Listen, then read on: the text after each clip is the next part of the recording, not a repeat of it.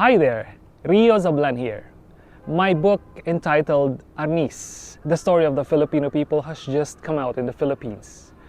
It is the result of 4 years of investigative research, diving deep into historical documents from the Spanish and American colonial era, as well as on books authored by the likes of William Henry Scott, Blair and Robertson, Danilo Madrid Herona, Gregorio Zaide, Nepangue and Macachor, and many, many more. Chapter 1 deals with slave raiding and warfare, an activity considered in pre-colonial Philippines as an honest profession, not only by the Muslims from the Sultanates of Sulu and Maguindanao, but was actually widespread in the archipelago and in insular Southeast Asia. Sounds absurd? Is it?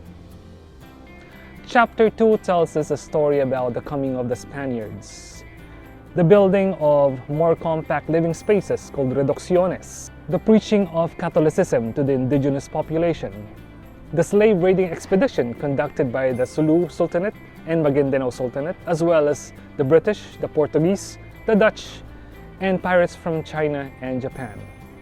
Also included in Chapter 2 are the actions taken by the El Padre Capitans, or the soldier priests, to protect the indigenous population under their care, and the building of permanent garrison forts, community fortifications, and the active sea-based barangayanes. Chapter 3 tells us the locations of these permanent garrison forts and community fortifications all around the Philippine archipelago. Chapter 4 details the indigenous components of the Spanish colonial army in the Philippines and how these indigenous components were deployed in permanent garrison forts and extraordinary expeditions of pacification, defense, and many more around Asia Pacific.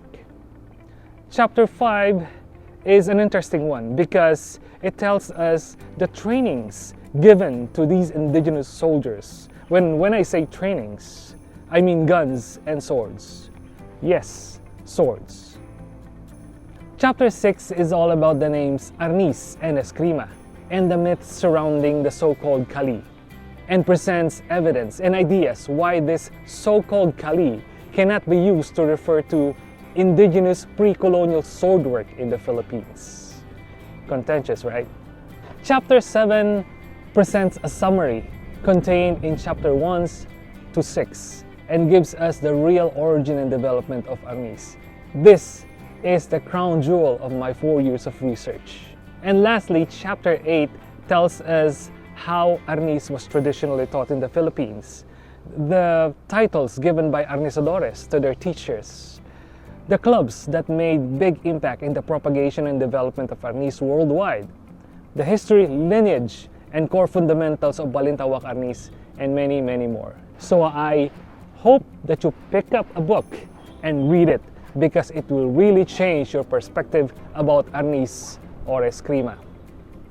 And before I go, I just want to say thank you very much to Tatang Romy Macapagal, Manong Celestino Macachor, and my big brother Ivan Frank Olea.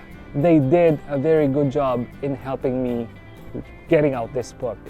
Thank you very much. Maraming salamat po. All the proceeds of this book will be given to my maestro, my teacher, Ramon Franco Monivelas of World Original Tiabels Balintawak Arnis Group, or WOTBAG. So with that, I must say adios. This is Rhio Zablan once again, signing off.